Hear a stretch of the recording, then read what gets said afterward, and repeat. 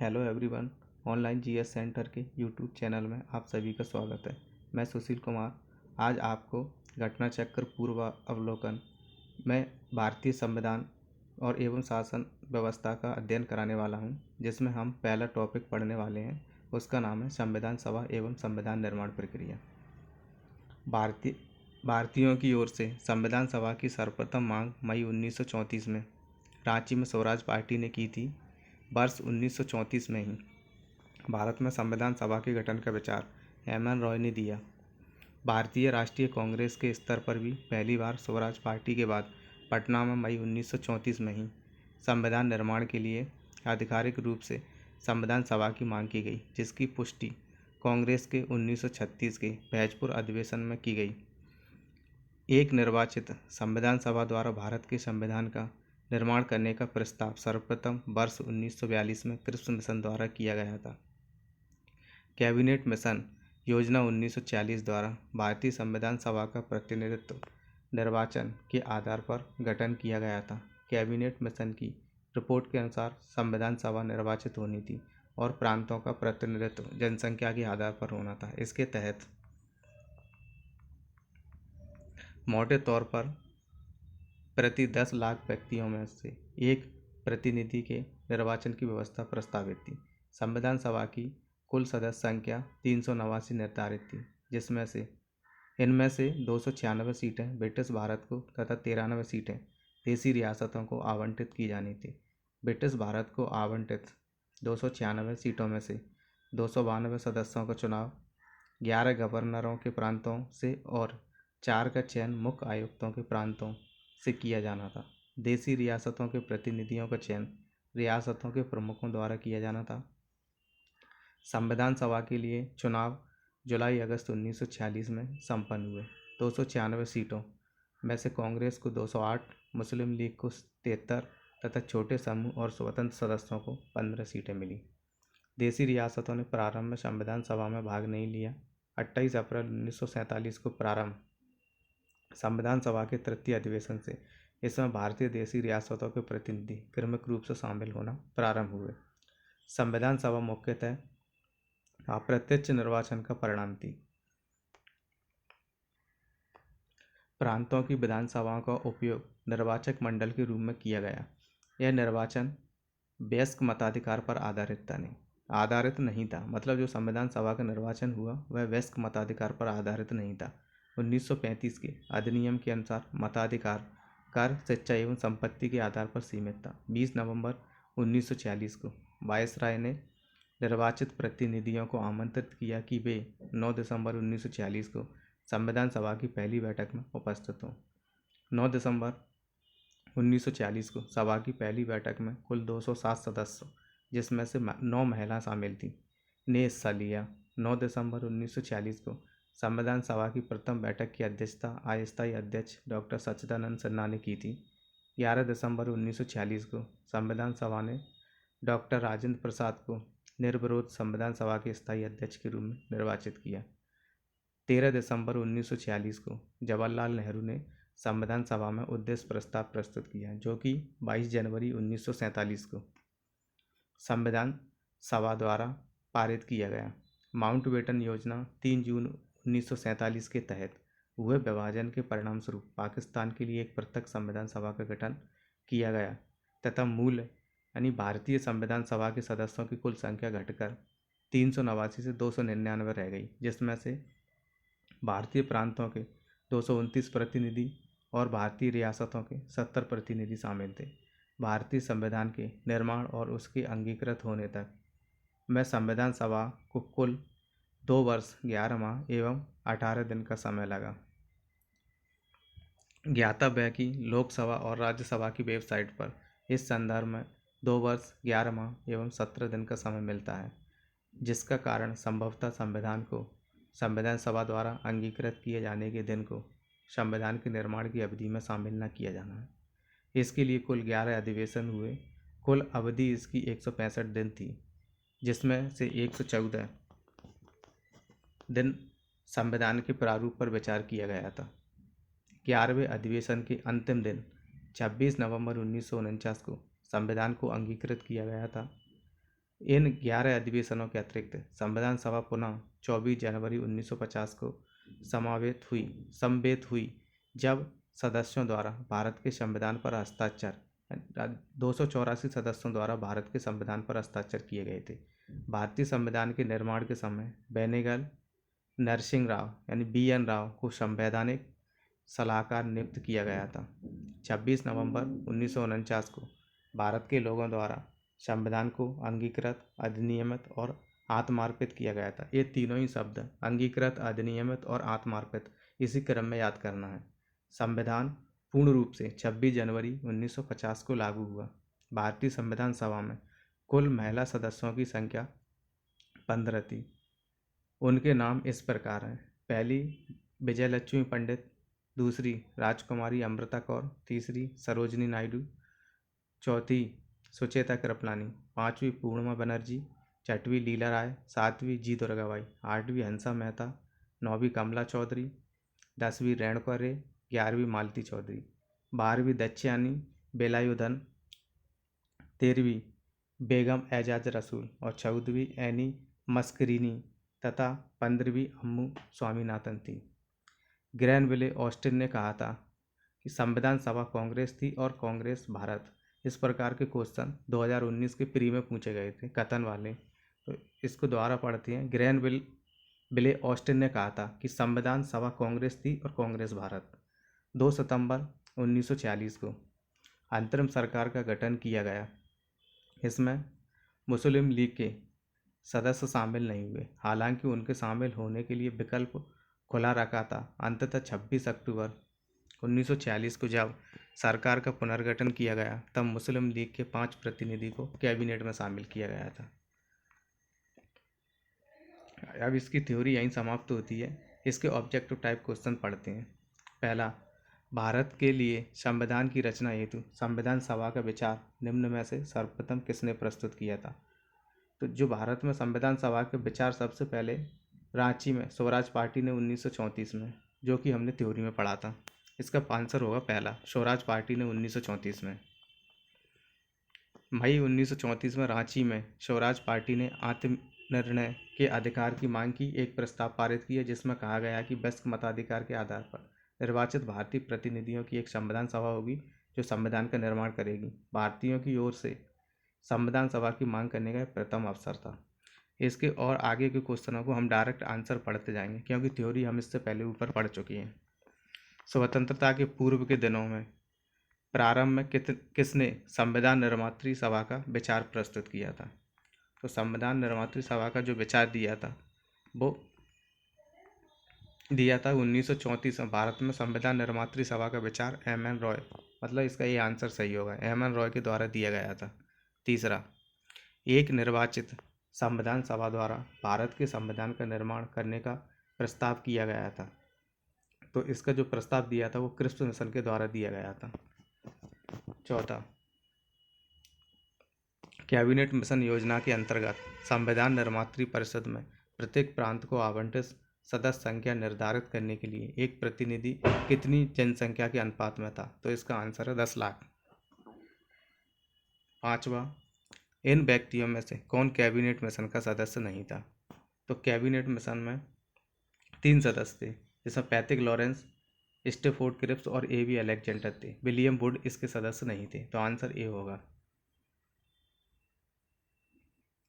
Cabinet mission मार्च 1946 में भारत पहुंचा। इस मिशन के सदस्य स्टेफोर्ड क्रिप्स अध्यक्ष board of trade, Patrick Lawrence Bharat सचिव थे और A.V. अलेक्जेंडर नौसेना के मंत्री थे।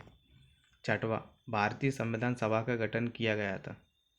भारत में जो संविधान सभा का गठन किया गया था वो कैबिनेट मिशन योजना 1946 के अंतर्गत किया गया था। तो इसका आंसर होगा सी। सातवां, 1946 में निर्मित अंतरिम सरकार में कार्यपालिका परिषद के उपसभापति थे। तो इसका आंसर ए होगा, जवाहरलाल नेहरू। ये टॉपिक संविधान सभा मध्य प्रदेश लोक सेवा आयोग की प्रारंभिक परीक्षा के लिए बहुत ही इम्पोर्टेंट टॉपिक है। आठवां, निम्न में से कौन अगस्त 1946 में गठित प्रथम अंतरिम राष्ट्रीय सरकार का सदस्य नहीं था? तो इसमें डॉक्टर सी राजगोपालाचारी, राजेंद्र प्रसाद और जगजीवन राम इसके सदस्य थे।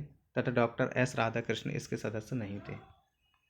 9वां कथन और निष्कर्ष के रूप में दिया गया है। तो इसका कथन है, बेबेल योजना के अनुसार कार्यकारी परिषद में हिंदू और मुस्लिम सदस्यों की संख्या समान होनी थी। इसका कारण है आर, बेबेल का विचार था कि ऐसी व्यवस्था से भारत का बंटवारा बच जाता। तो इसमें कथन सही है लेकिन इसका कारण गलत है।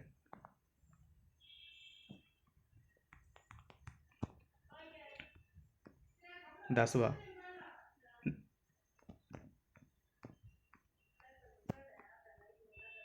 निम्न में से कौन से कथन संविधान सभा के विषय में असत्य हैं।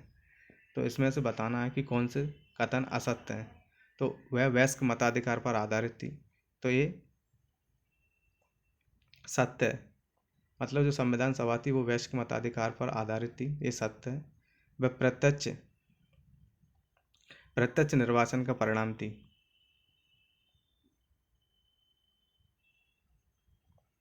संविधान सभा के विषय में सत्य बताना है, तो सत्य में वह वयस्क मताधिकार पर आधारित थी, ये गलत है क्योंकि वह वयस्क मताधिकार पर आधारित नहीं थी और उसमें प्रत्यक्ष निर्वाचन प्रणाली का भी उपयोग नहीं किया गया था। तो पहला और दूसरा गलत है। वह बहुदलीय निकाय थी, तो ये सही है। और उसके अनेक समितियों के माध्यम से कार्य किया, तो ये भी सही है। मतलब उसका तीसरा और चौथा सही है। संविधान सभा के गठन के लिए राज्यों की विधानसभाओं का उपयोग निर्वाचक मंडल के रूप में किया गया। अतः संविधान सभा अप्रत्यक्ष निर्वाचन का परिणाम थी, जिसका निर्वाचन वयस्क मताधिकार पर आधारित नहीं था। संविधान सभा में अनेक दलों के लोग शामिल थे। इस सभा ने अपने कार्यों का संचालन करने के लिए अनेक समितियों का गठन किया था। 11वां भारतीय संविधान सभा के संबंध में निम्न में से कौन से कथन सही है।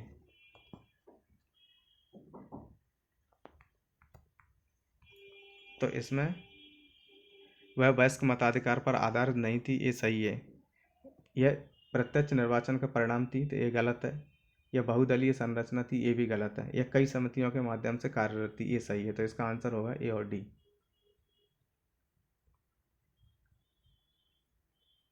12वां निम्न में से संविधान सभा के बारे में गलत कथन कौन सा है। तो इसमें बताना है कि संविधान सभा के बारे में गलत कथन। तो पहला है कि इसने बड़ी संख्या में समितियों की मदद से काम किया, उनमें से प्रारूप समिति सबसे महत्वपूर्ण थी। तो ये सही है। आप बता सकते हो कमेंट बॉक्स में कि प्रारूप समिति के अध्यक्ष कौन थे।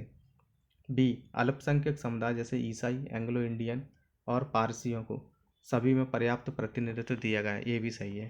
इसका निर्वाचन सार्वभौमिक वयस्क मताधिकार के आधार पर था, ये गलत है। इसका जो निर्वाचन था वो वयस्क मताधिकार के आधार पर नहीं था। डी, इसकी चुनाव प्रक्रिया 1935 के अधिनियम की 6वीं अनुसूची पर आधारित थी। कर, संपत्ति और शैक्षणिक योग्यता के कारण मताधिकार सीमित था।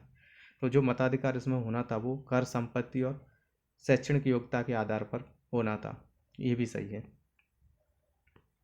13वां क्वेश्चन, भारत के संविधान का प्रारूप तैयार करने वाली संविधान सभा के सदस्यों को, जो भारत का संविधान तैयार किया था उसमें संविधान सभा के सदस्यों को कैसे चुना गया था। तो वो उसका सी आंसर होगा, विभिन्न प्रांतों की विधानसभाओं द्वारा चुना गया था।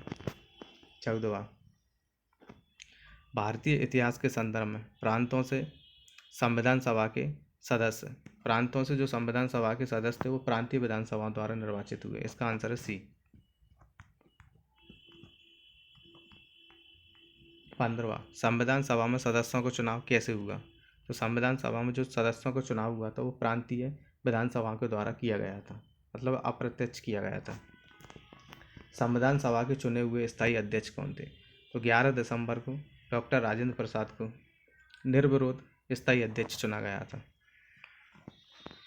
17वां संविधान सभा की प्रथम बैठक की अध्यक्षता किसने की थी। तो संविधान सभा की पहली बैठक 9 दिसंबर 1940 को हुई थी, जिसकी अध्यक्षता डॉक्टर सच्चिदानंद सिन्हा के द्वारा की गई थी।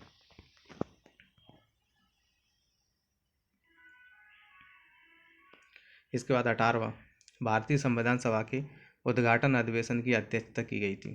तो उद्घाटन अधिवेशन पूछे या पहला अधिवेशन पूछे या अस्थायी अध्यक्ष पूछे, तो उसका आंसर डॉक्टर सच्चिदानंद सिन्हा ही लगाना है। 19वां भारत की संविधान निर्मात्री सभा के अध्यक्ष थे। तो इसके अध्यक्ष, निर्मात्री सभा के अध्यक्ष मतलब स्थायी अध्यक्ष, तो वो डॉक्टर राजेंद्र प्रसाद थे। इसका ये आंसर होगा 19वें का। 20वां, स्वतंत्र भारत की संविधान सभा के अध्यक्ष कौन थे? तो इसके जो अध्यक्ष थे वो डॉक्टर राजेंद्र प्रसाद थे। 21वां, संविधान सभा के प्रथम मनोनीत उपसभापति कौन थे? तो जो मनोनीत उपसभापति थे वो फ्रैंक एंथोनी थे, और ये मध्य प्रदेश लोक सेवा आयोग MPPSC प्री 2020 में पूछा गया क्वेश्चन है। 22वां, भारतीय संविधान की स्थापना की गई थी। भारतीय संविधान सभा की जो स्थापना की गई थी वो 9 दिसंबर 1946 को की गई थी, और इसके जो अध्यक्ष थे वो डॉक्टर सच्चिदानंद सिन्हा थे। 23वां, संविधान सभा की प्रथम बैठक कब हुई थी? संविधान सभा की जो प्रथम बैठक हुई थी वो 9 दिसंबर 1946 को हुई थी। 24वां, संविधान सभा का गठन हुआ था। संविधान सभा का जो गठन हुआ था वो दिसंबर 1946 में हुआ था। 25वां, संविधान भारत की संविधान सभा का प्रथम अधिवेशन कब शुरू हुआ? तो प्रथम अधिवेशन 9 दिसंबर 1946 को शुरू हुआ था, जिसकी अध्यक्षता डॉक्टर सच्चिदानंद सिन्हा के द्वारा की गई थी। 26वां, भारतीय संविधान सभा की पहली बैठक कब हुई थी? तो पहली बैठक इसकी 9 दिसंबर 1946 को हुई थी। 27वां, भारत को एक संविधान देने का प्रस्ताव संविधान सभा द्वारा पारित किया गया था। तो ये 22 जनवरी 1947 को संविधान सभा के द्वारा 22 जनवरी 1947 को संविधान सभा द्वारा भारत को एक संविधान देने का उद्देश्य प्रस्ताव पारित किया गया था, जिसको 13 दिसंबर 1946 को संविधान सभा में जवाहरलाल नेहरू के द्वारा पेश किया गया था, जो आगे चलकर यही उद्देश्य प्रस्तावना का प्रारूप बना।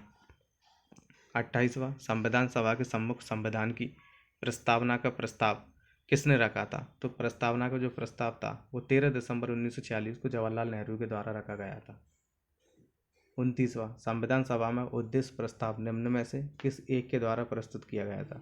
तो उद्देश्य प्रस्ताव पंडित जवाहरलाल नेहरू के द्वारा, बी आंसर। 30वां, भारतीय संविधान के निर्माण से संबंधित निम्नलिखित कथनों में से कौन सा सही है?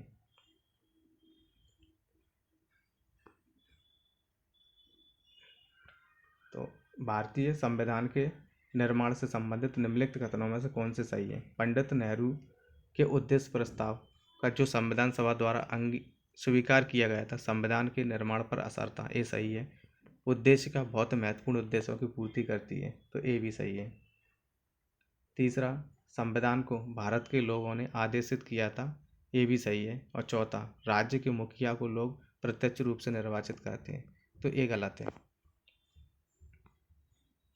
31वां, भारतीय संविधान को बनाने हेतु भारतीय संविधान सभा के कुल कितने अधिवेशन हुए थे? तो इसके कुल 12 अधिवेशन हुए थे। 32वां, भारत की संविधान सभा की अंतिम बैठक की सही तिथि बताना है। तो जो अंतिम बैठक हुई थी वो 24 जनवरी 1950 को हुई थी, 24 जनवरी 1950। 33वां, भारत के संविधान के निर्माण में संविधान सभा को कितना समय लगा था? तो इसके निर्माण में 2 वर्ष 11 माह और 18 दिन का समय लगा था। 34 है कि सूची X को सूची Y से सम्मिलित कीजिए और सूचियों के नीचे दिए गए कूटों का प्रयोग करते हुए सही उत्तर चुनना है। सूची X और सूची Y।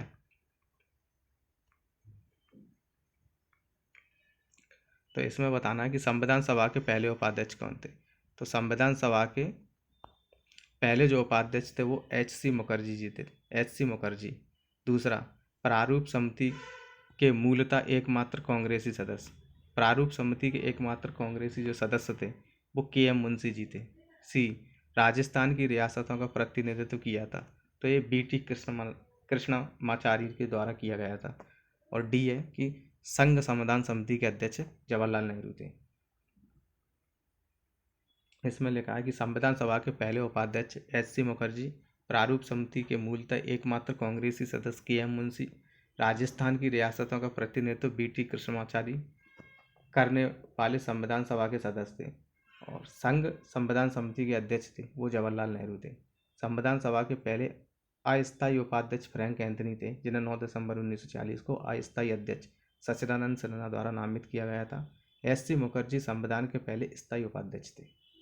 35वां, भारतीय संविधान के निर्माण के समय संवैधानिक जो सलाहकार कौन थे? तो ये थे B राव।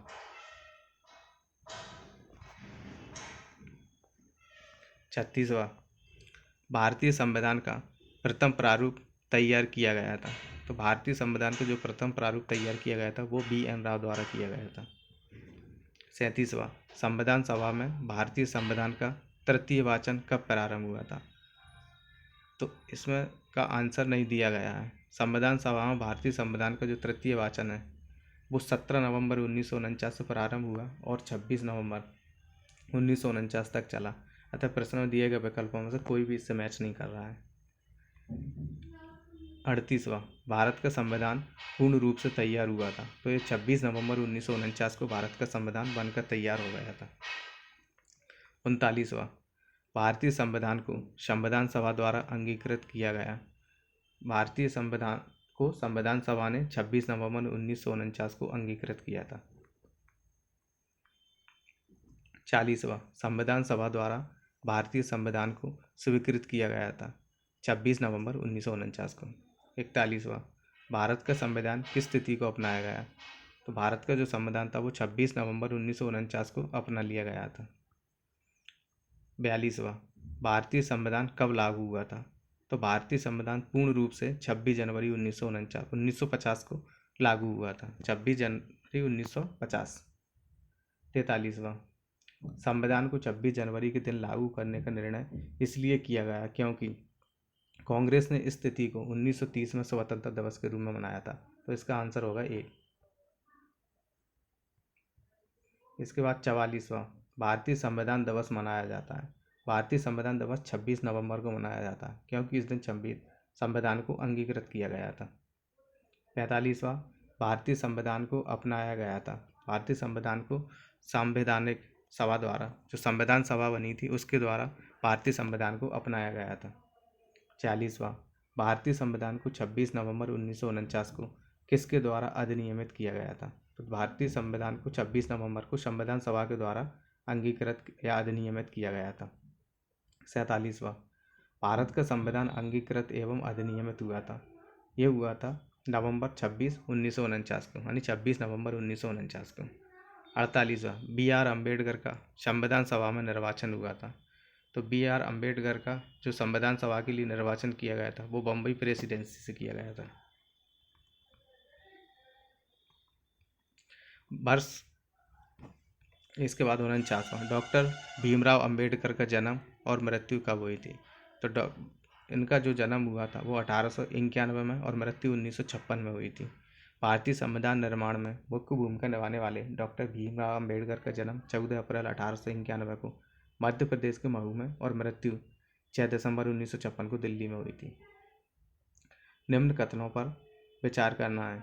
तो तृतीय गोलमेज सम्मेलन के विचार विमर्श की परिणति भारत सरकार अधिनियम 1935 के पारित होने के रूप में हुई। तो इनमें से सही बताना है तो पहला सही है। भारत सरकार अधिनियम 1935 ने ब्रिटिश भारत के सूबों और भारतीय रियासतों के एक संघ पर आधारित ऑल इंडिया फेडरेशन के गठन का उपबंध किया था। तो ये भी सही है। अतः दिए गए दोनों कथन सत्य हैं। तो आंसर सी होगा। इसके बाद 51, भारत का संविधान देश की आवश्यकताओं की पूर्ति करता है। भारत का जो संविधान है वो देश की आवश्यकताओं की पूर्ति करता है, ये कथन सही है। कारण, इसको एक ग्रहीत संविधान कहा जाता है। तो ये भी सही है। लेकिन जो कथन कारण है जो कारण है वो कथन की का स्पष्टीकरण नहीं कर रहा है। अतः इसका आंसर बी होगा। ए और बी दोनों सही है परंतु आर ए का स्पष्टीकरण नहीं है। 52, संविधान सभा में वयस्क मताधिकार को 15 वर्ष के लिए स्थगित करने की बात की थी। तो मौलाना आज़ाद ने, जो भारत के पहले शिक्षा मंत्री थे, मौलाना आज़ाद, उनके द्वारा जो वयस्क मताधिकार था उसको 15 वर्ष के लिए स्थगित करने की बात की गई थी। 53वां, निम्न में से किसने सुझाव दिया था कि भारत की स्वतंत्रता के बाद भारतीय राष्ट्रीय कांग्रेस को एक राजनीतिक दल के रूप में भंग कर दिया जाना चाहिए? तो ये महात्मा गांधी जी के द्वारा कहा गया था। 54वां, निम्न में से किसने कहा था एक संविधान एक मशीन की तरह बेजान चीज़ है, इसमें वे लोग जीवन फूंकते हैं जो इसका नियंत्रण करते हैं। भारत में बस कुछ ईमानदार लोगों की आवश्यकता है जिनके लिए राष्ट्र हित ही सर्वोपरि हो। ऐसा डॉक्टर राजेंद्र प्रसाद जी के द्वारा कहा गया था। 55वां, अपनी राष्ट्रवादी प्रतिक्रिया में भारतीय संविधान के निर्माताओं ने अल्पसंख्यकों के हितों तथा भावनाओं के महत्व को कम करके आंका। ये कथन किसका था? तो ये कथन आइवर जेनिंग्स के द्वारा कहा गया था। 56वां, किसने कहा था कि संविधान सभा कांग्रेस थी और कांग्रेस भारत? ये कथन ऑस्टिन के द्वारा कहा गया था। 57वां, भारतीय संविधान सभा में कुल कितनी महिला सदस्य थी? तो भारतीय संविधान सभा में 15 महिला सदस्य थी। अब अगला जो टॉपिक है हमारा वो है संविधान सभा की प्रमुख समितियां। तो संविधान सभा द्वारा अपने विभिन्न कार्यों को संपादित करने के लिए अनेक समितियों का गठन किया गया था। प्रमुख समितियां एवं उनके अध्यक्षों का विवरण इस प्रकार है। समिति, एक साइड में समिति और दूसरी साइड में उनके अध्यक्ष दिए गए हैं। तो पहली है वो है संघीय संविधान समिति। इसके जो अध्यक्ष थे वो पंडित जवाहरलाल नेहरू जी थे।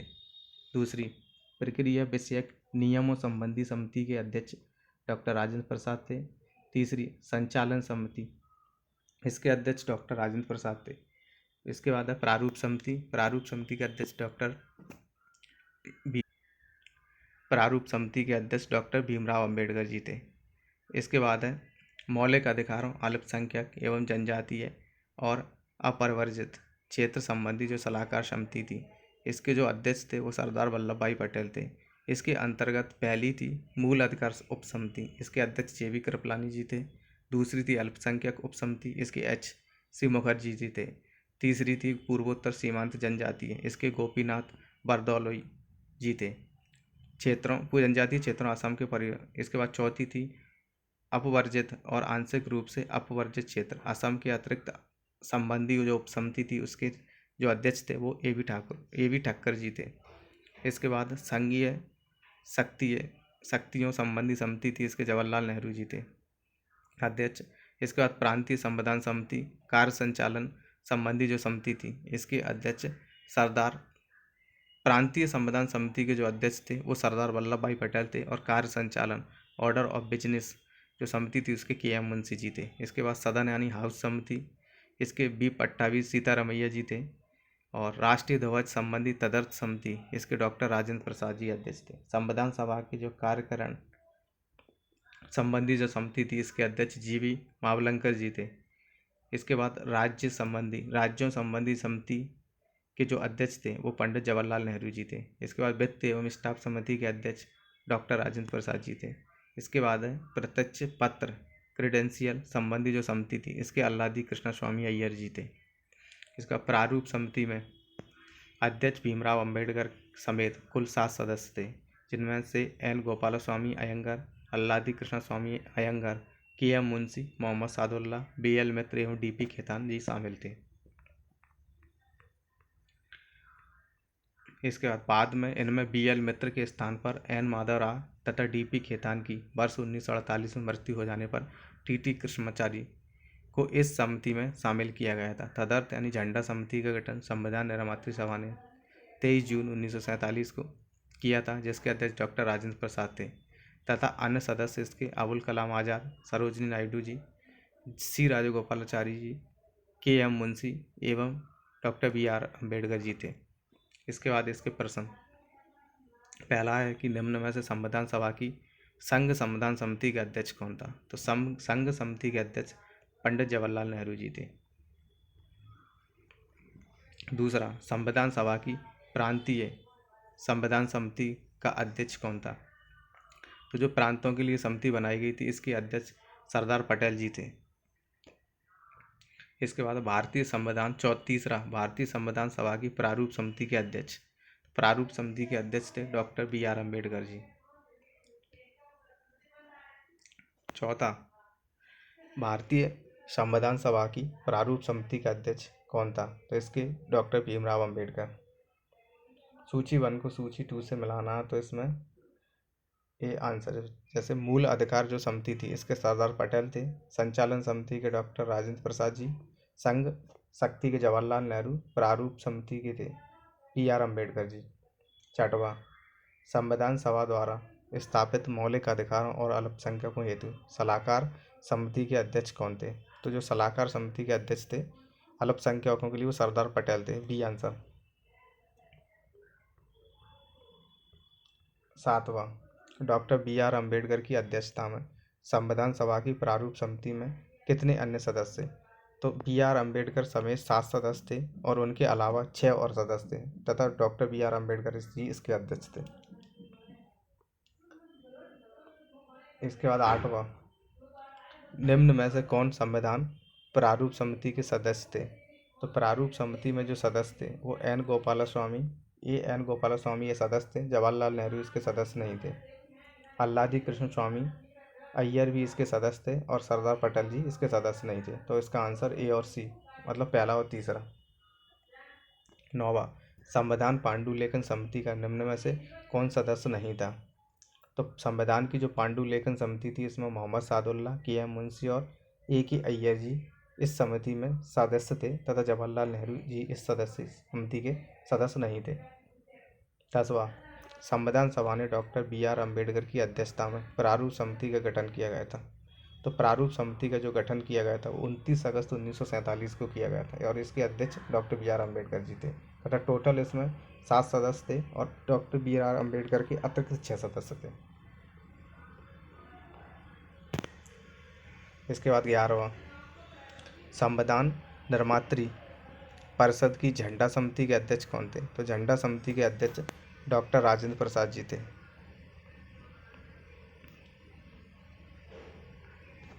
अब इसके बाद संविधान सभा के स्रोत, अगला टॉपिक है वो संविधान सभा के स्रोत। तो भारतीय संविधान का जो अधिकांश भाग है भारत शासन अधिनियम 1935 से लिया गया है। ब्रिटेन के संविधान द्वारा संसदीय शासन पद्धति, विधि का शासन, मंत्रिमंडलीय प्रणाली, एकल नागरिकता, 2 सदनीय प्रणाली, विधायी प्रक्रिया और संसदीय विशेषाधिकार, परमाधिकार, लेख आदि उपबंध लिए गए हैं। मतलब ब्रिटेन के संविधान से ये सब लिए गए हैं, अमेरिका के संविधान से। ये जो क्वेश्चन था 2019 के मेंस में आया था कि अमेरिका के संविधान से क्या क्या लिया गया है। अमेरिका संविधान से उद्देश्य का जो विचार है वो न्यायिक पुनर्विलोकन, न्यायपालिका की स्वतंत्रता, मूल अधिकार, उपराष्ट्रपति का पद, राष्ट्रपति पर महाभियोग और उच्चतम न्यायालय तथा उच्च न्यायालय के न्यायाधीशों को हटाए जाने के उपबंध ग्रहण किए गए हैं।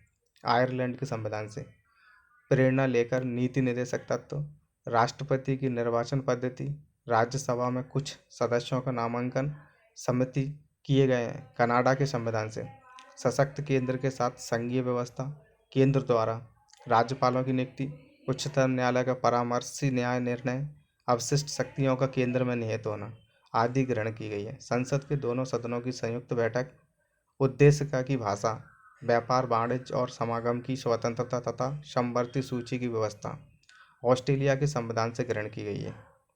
जापान से विधि द्वारा स्थापित प्रक्रिया तथा दक्षिण अफ्रीका से संविधान से में संशोधन की व्यवस्था तथा राज्यसभा के सदस्यों का निर्वाचन ग्रहण किया गया है। मूल कर्तव्य तथा प्रस्तावना में न्याय, सामाजिक, आर्थिक और राजनीति के आदर्श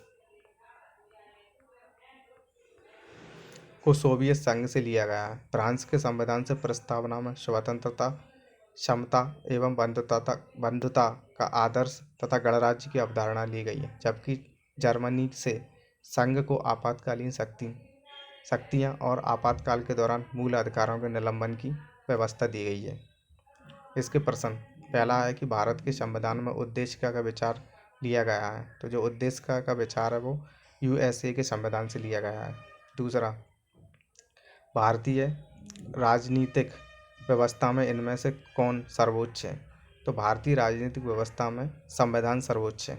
इसका बी आंसर होगा। तीसरा, भारत में न्यायिक पुनरीक्षण यानी जुडिशियल रिव्यू की संकल्पना निम्न में से किस देश से ली गई है? तो न्यायिक पुनरीक्षण या पुनर्वलोकन की जो अवधारणा है वो संयुक्त राज्य अमेरिका के संविधान से ली गई है। चौथवा, न्यायिक पुनर्विलोकन की व्यवस्था, इसका आंसर भारत और यूएसए में, मतलब भारत और यूएसए में न्यायिक पुनर्विलोकन की व्यवस्था है जो कि हमने यूएसए के संविधान से ही ली है।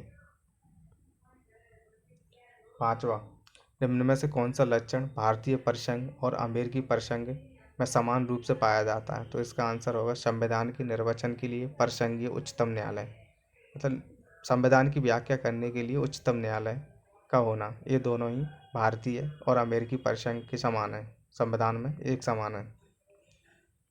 छठवां, भारत की संघात्मक व्यवस्था निम्न में से किस देश से संबंधित है? तो भारत की जो संघात्मक व्यवस्था है वो कनाडा के संविधान से ली गई है। सातवां, भारतीय संघवाद किस देश की पद्धति पर आधारित है?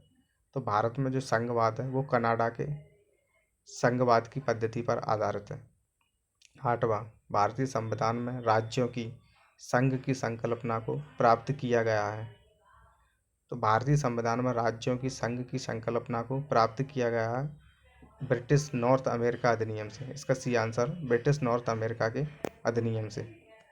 नौवां, भारत के संविधान में संपत्ति सूची किस देश की देन है? तो संपत्ति सूची ऑस्ट्रेलिया से ली गई है। इसका बी आंसर होगा। इसके बाद 10वां, भारत ने संपत्ति सूची की संकल्पना उद्धृत की है। भारत में जो संपत्ति सूची है वो ऑस्ट्रेलिया के संविधान से ली गई है। 11वां, भारत के संविधान निर्माताओं ने 7वीं अनुसूची में वर्णित संपत्ति सूची की अवधारणा को ग्रहण किया है ऑस्ट्रेलिया के संविधान से। B answer. भारत के संविधान में संपत्ति सूची की अवधारणा, इसका डी आंसर ऑस्ट्रेलिया के संविधान से। 13वां, भारतीय संविधान में राज्यों के नीति निर्देशक तत्वों की संकल्पना किस देश के संविधान से ली गई? तो नीति निर्देशक तत्वों को आयरलैंड के संविधान से लिया गया है और इनका जो वर्णन है वो संविधान के भाग 4 अनुच्छेद 36 से 51 तक किया गया है। इसका 14वां, भारतीय संविधान में अन्य देशों के संविधान से कुछ विशिष्टताओं को लिया गया है। किस देश का राज्य के नीति निर्देशक तत्वों के निर्माण में योगदान है? तो नीति निर्देशक तत्व हमने आयरलैंड के संविधान से लिए हैं।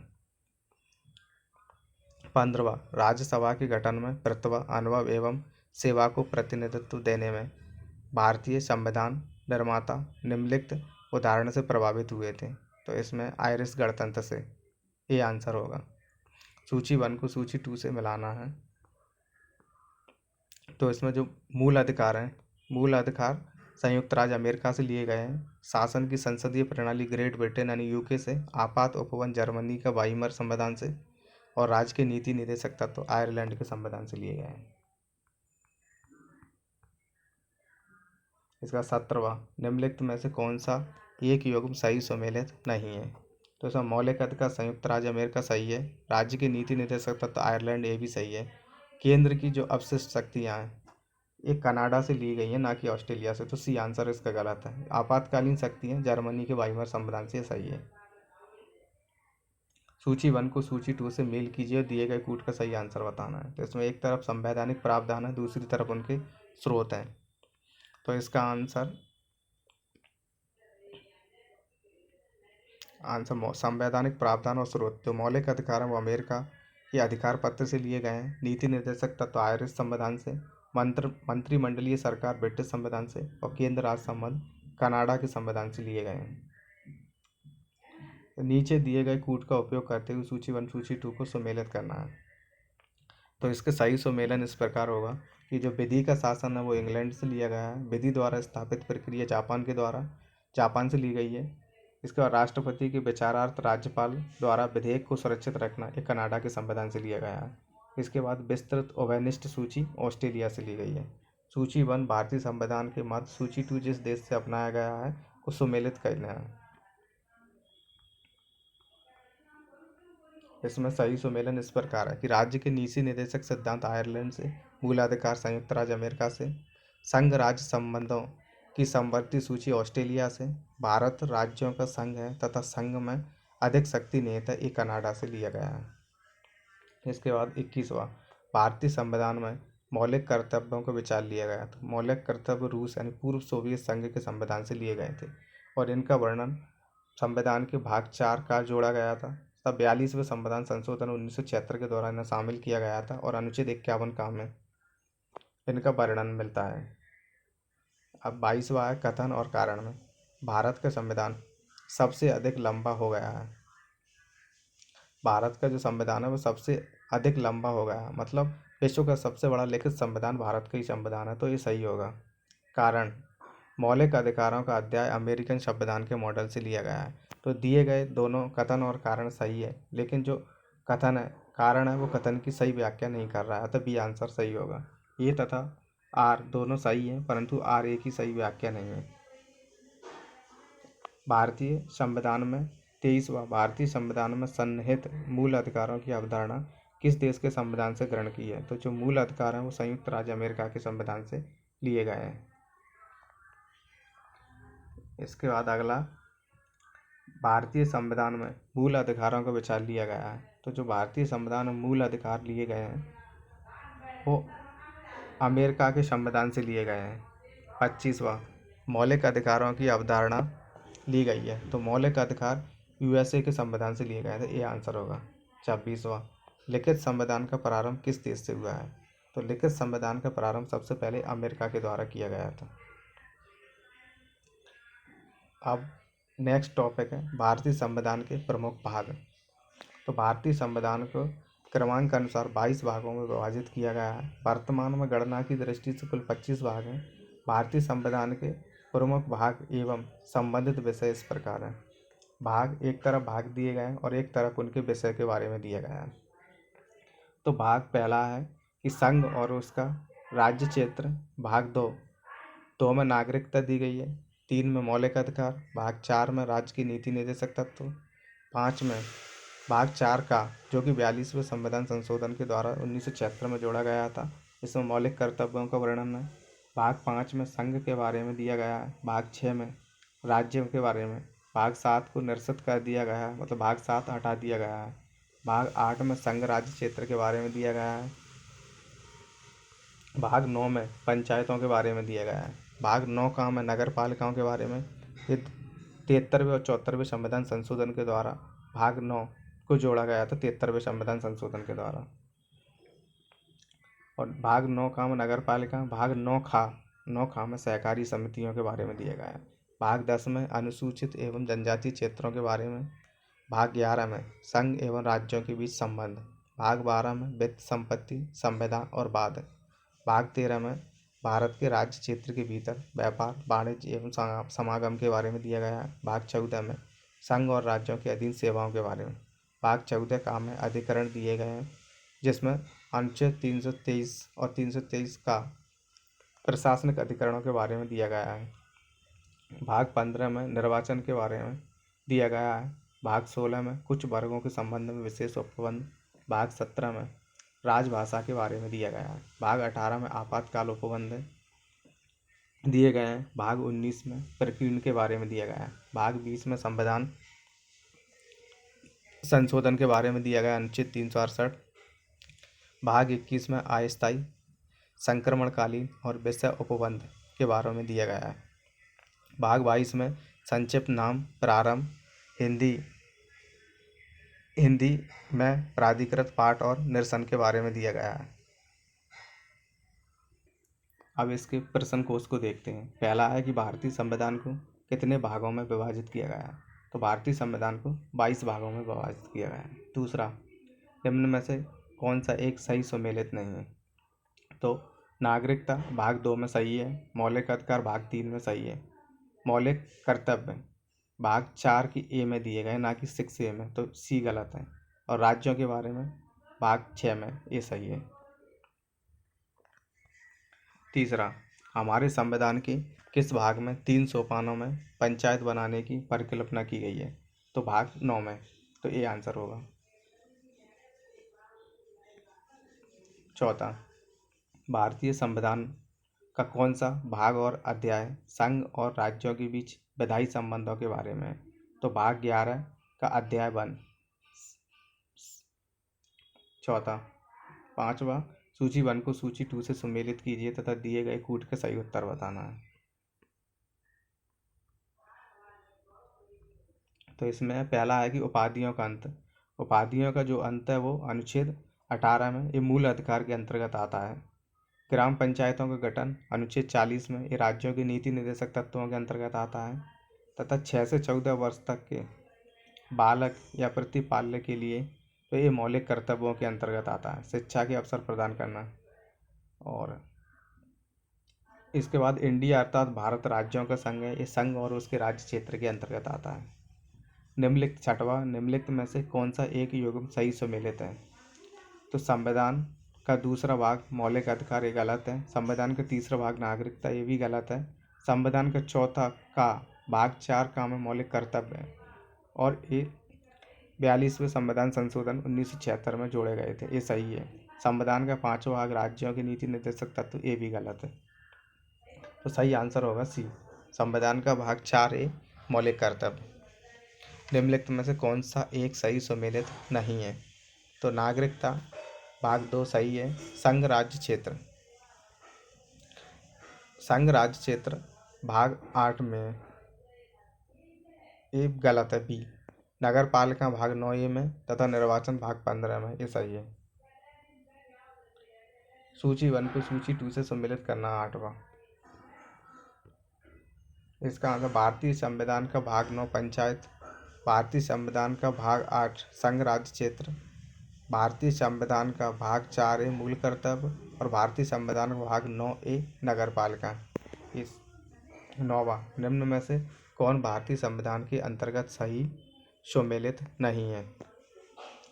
तो इसमें पंचायत भाग 9 सही है, नगर पालिका भाग 9 का सही है, सहकारी समितियां भाग 9 का सही है और जो अधिकरण है वो भाग 14 का में, ना कि भाग 10 में। तो डी गलत है।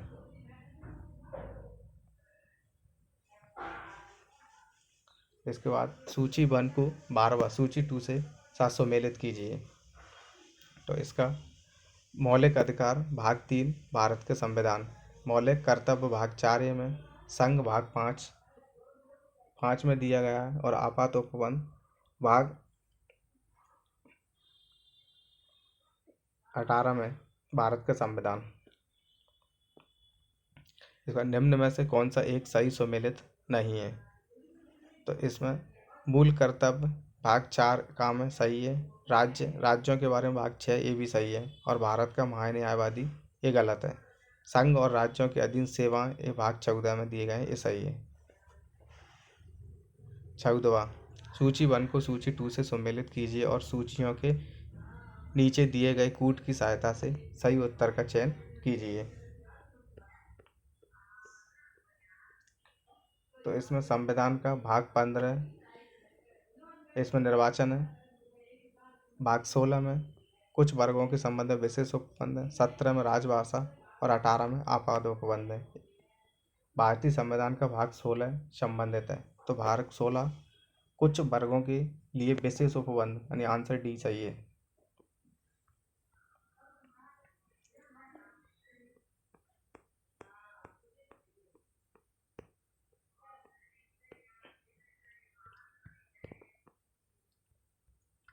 तो ये टॉपिक हमारा यहीं समाप्त होता है और जो अगले टॉपिक हैं उन्हें हम नेक्स्ट वीडियो में करेंगे। आपको अगर हमारा ये प्रयास सही लगता है तो आप हमारे चैनल को सब्सक्राइब कर सकते हैं, वीडियो को लाइक कर सकते हैं और अपने दोस्तों के साथ इसे शेयर करके हमें मोटिवेट कर सकते हैं। Thank you for watching.